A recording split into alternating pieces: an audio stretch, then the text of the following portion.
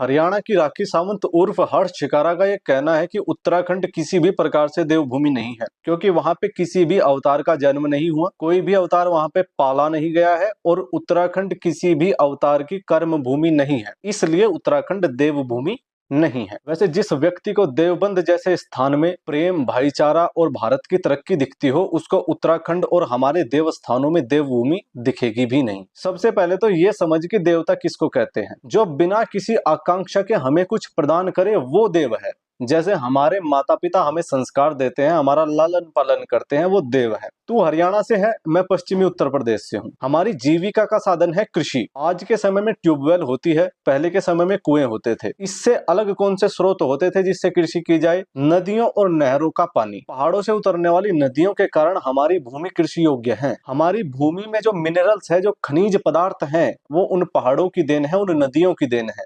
यदि वो नदियां ना होती तो हमारी भूमि कृषि योग्य ना होती।